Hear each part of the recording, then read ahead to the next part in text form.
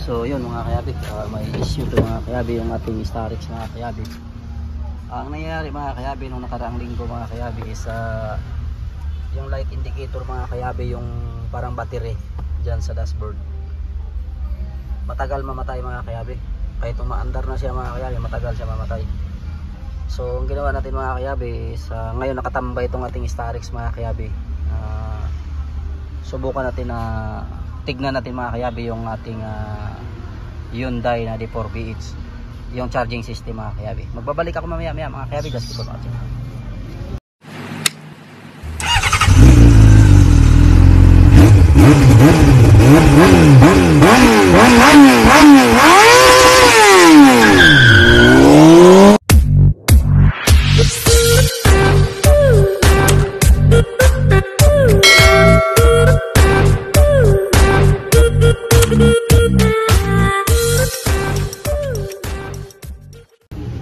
So yun mga kayabi, tinanggalan natin yung alternator dyan mga kayabi.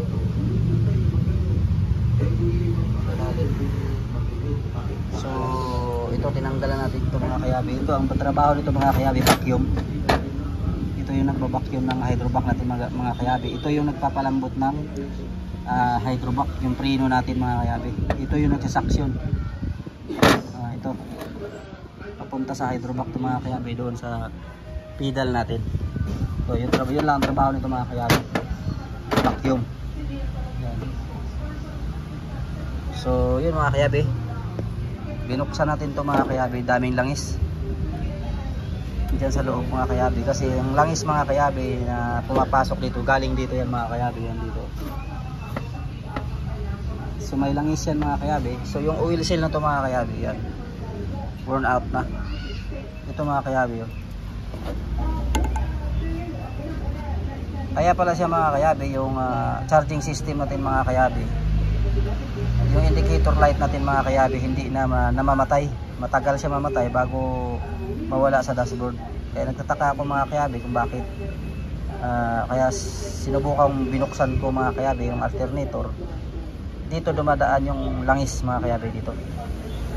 Ayan. Ayan yung bago mga kayabi, pinabit na natin. Ito yung luma. Pumasok na dito yung mga langis niya mga kayabi. Makikita nyo naman mga puro ano pa siya, corroded pa, ano pa siya, yung crowded pa siya ng langis ayan, no? So pinalitan na natin to. Kaya pala mga kayabi, yung light indicator natin mga kayabi hindi na mamatay kasi grounded na yung dalawa ditong may carbon brush diyan dito mga kayabi. Saan ba yung carbon brush dito banda? Ito. Ayan mga kayabi, yan yung carbon brush na dalawa. Nagsushort na siya mga kayabi, kaya hindi ka agad na mamatay. Basa siya ng langis. Yan lang yung mga kayabi, yung carbon brush na yan. Ito yung lock niyan mga kayabi. Ayan. Ilalock mo yan kasi hindi mo to may papasok mga kayabi hanggat hindi mo may ano yung carbon brush niyan mga kayabi. Hindi mo may ano, may lock yan mga kayabi. Yung ito nilagyan natin ng lock para may salpak natin ito mga kayabi.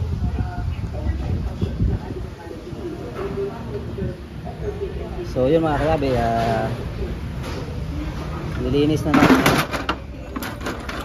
Lagay natin itong lock mga kayabi.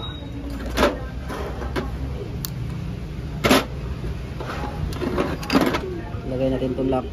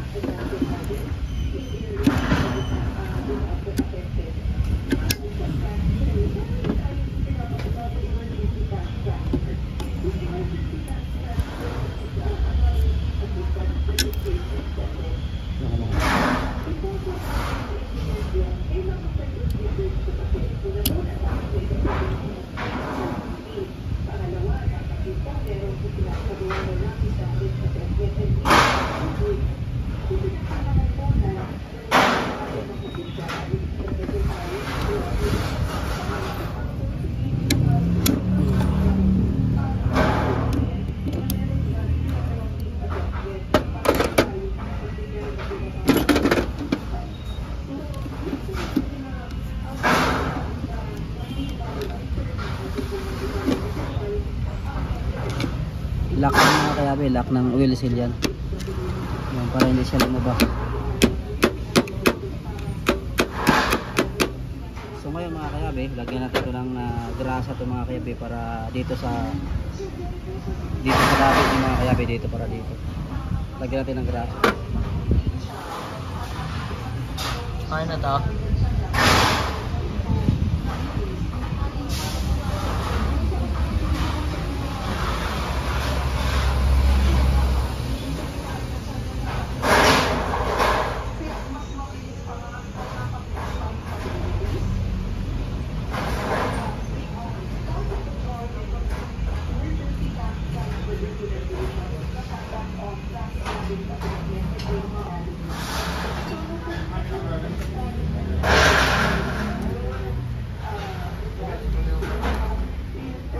Lagyan natin ito mga kayabe, grasa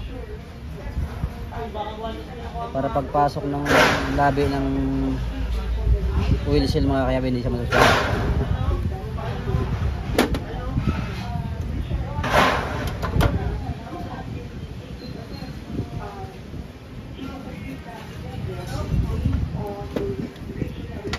Kaya mga kayabe,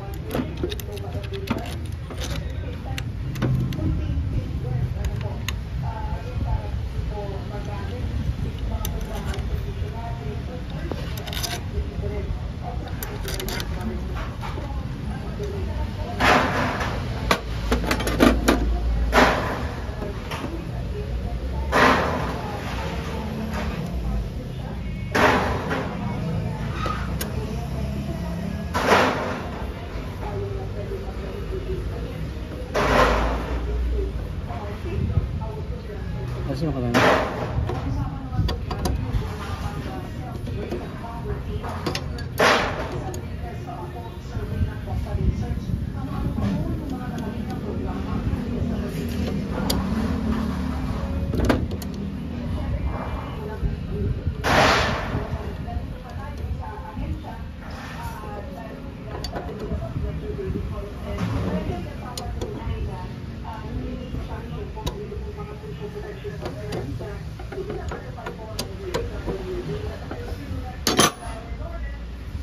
Yung mga kayabe, swabe siya, wala siyang sabit. Mga kayabe ito, ganda langis-langis na siya dito po kasi pumapasok na yung langis. Sira na yung oil seal. So ngayon mga kayabe, naisalpak na natin yan. Ito, bubunutin na natin ito mga kayabe. Ano? Ayan yung lock ng carbon brass. Ayan o. Oh. Ayan yung lock.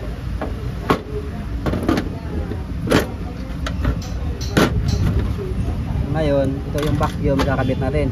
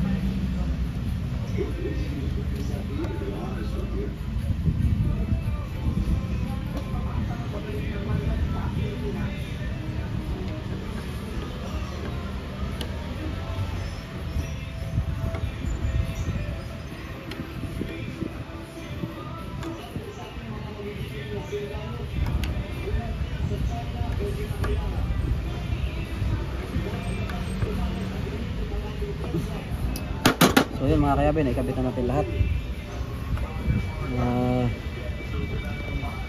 Ganun lang yan kasimple mga kayabe.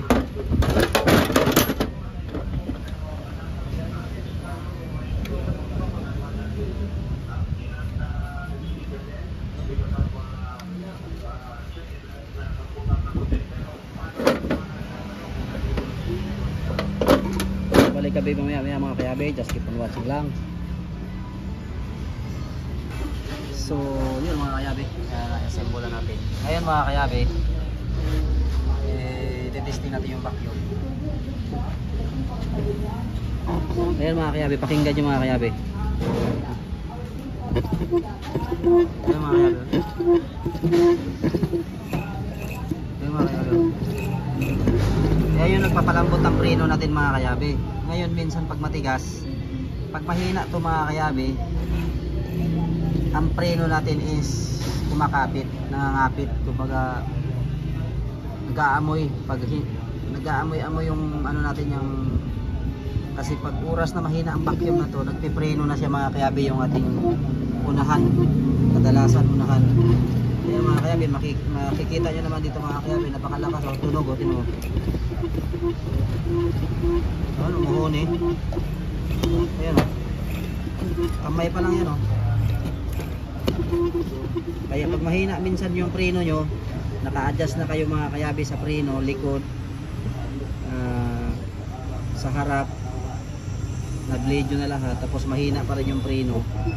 Ang kadalasan nitong problema mga kayabe, pag ito mahina, matigas sa pakan yung preno. Ayan o. Ganun lang, ito lang yung principle nito mga kayabe nitong vacuum. Ayan. Ayan o, ang lakas o, kamay pa lang yan o. So function yung, mas lalo yan mga kayabe pag umaandar, nahuni yan, tapos igaganon mo yung kamay mo, binabacuum niya yan. So yun mga kayabe, kakabit namin mamaya maya. Yan mga kayabe, yung alternator mga kayabe, kinabit na natin. Dito dumadaan lahat nung nakaraan dito dumadaan yung mga langis, pumapasok na dito, kaya nag short yung carbon brush. Nakikita ko mga kayabe, matagal siya matagal mamamatay yung indicator light. Dapat pagka-andar, patay ka agad yan mga kayabe.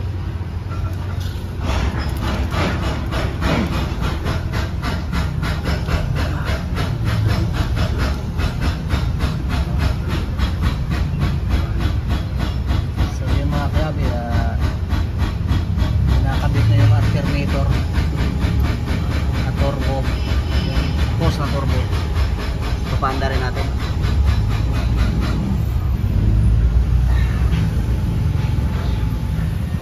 So yun mga kayabe, ikabit na natin lahat. Ayan, battery, papaanda rin natin mga kayabe kung ano bang status. Ito yung dahilan mga kayabe oh. Kaya ayaw mamatay ka agad yung indicator light, tagos na yung langis dito sa loob. Panta rin natin. Saan yung susi? Yung owner natin mga kayabe oh.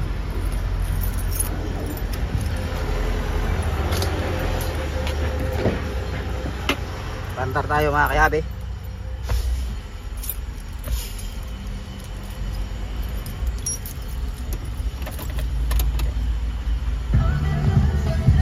Ayan mga kayabe yung sinasabi kong indicator light ito. Umaandar na siya mga kayabe, umiilaw pa, tapos mamaya umano yung liwanag hanggang mawawala. Dapat kasi yan mga kayabi, pag andar yan automatic yan mawawala. Puno na pala ng langis. Andar tayo mga kayabi ha. Yun mga kayabi, patay siya kagad. Yan ang magandang indication mga kayabi, dapat patay siya kagad.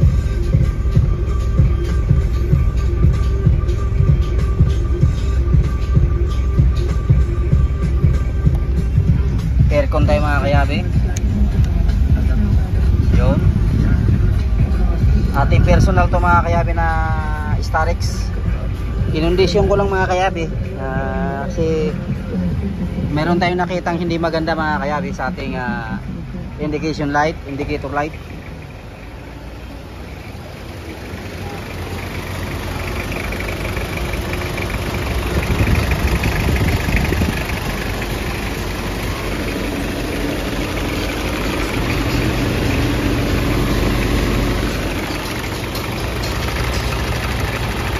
Intercooler natin mga kayabi, gumagana pa yung blower sa baba yan o.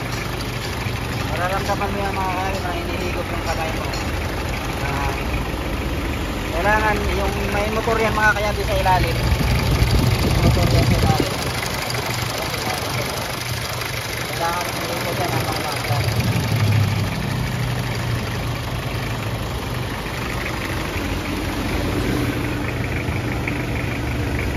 Tumutulong mga kayabi, double check natin.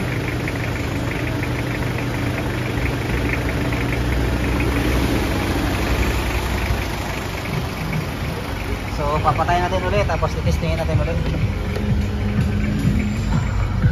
Malamig ang aircon nito mga kayabi, number 2 lang lamig. Yun lang kagandahan nito mga kayabi sa Starex. Siguro pang-anim ko na ito mga kayabi na Starex. Maganda talaga ang aircon nito. Yan ang gusto ko sa kanya. Tapos maraming sakay. Tapos patay tayo mga kayabi. Kailangan iilaw lahat yan. Yan yung battery sign. Tapos andar. Yun, patay siya kagad. Kasi nagtataka ko mga kayabi, umaandar na nakailaw pa. Sabi ko may problema to. Kaya binuksan ko yung alternator mga kayabi para makita natin kung ano na nga nangyari sa loob. Yun nga, crowded siya ng langis sa loob. Nag-short circuit yung carbon, yung positive at saka negative. Nagpupunta kaya matagal siya namamatay kasi basa na siya ng langis. So yun lang mga kayabi, na-solve natin yung problema ng Starex natin.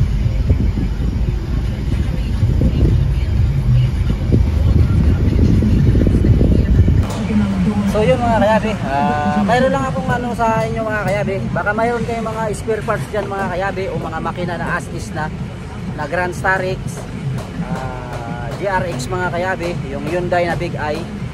Yung Big Eye mga kayabi, yung GRX, mga makina, injector mga kayabi, yung mga pinagpalitan nyo na mga kayabi. I-PM nyo ako mga kayabi, bibilihin ko yan sa inyo mga kayabi.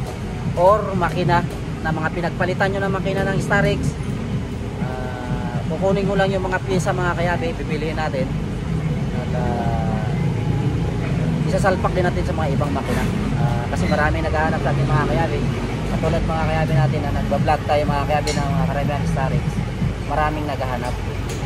So yun mga kayabi, kung mayroon kayong mga pinagpalitan, mga luma or mga as-is na makina, Grand Starex or GRX na Big Eye, D4CB, yung mga ganon, i-PM nyo ako mga kayabi. Ito yung number ko mga kayabi oh. I-send nyo dito mga kayabi, tawagan nyo ako at magre-reply ako mga kayabi. Bibilihin ko sa inyo mga kayabi ayon sa ating napag-usapan mga kayabi kung ano, magkano ba halaga. So yun lang mga kayabi, yung aking senior mga kayabi, yung aking personal na sasakyan Starex na D4CB light indicator, nagmamalfunction mga kayabi. Nakita natin kung paano natin sinolve yung problema mga kayabi. Oil seal lang ng alternator mga kayabi yung nagiging problema, pumapasok na yung langis sa loob ng alternator, kaya yung indicator light hindi siya kagad namamatay. So yun lang mga kayabi, kung bago ka sa YouTube channel mga kayabi, huwag mong kalimutan i-share, i-like ang video mga kayabi, at i-hit na rin ang notification bell para lagi tayong updated sa ating mga bagong video. Shout out pala sa mga Himo family mga kayabi sa Mindanao, Pancho family, mga Kumunong family, shout out sa inyong lahat, mga Pancho dyan, Bisiri, Himo, Kumunong. Marami pong salamat, just keep it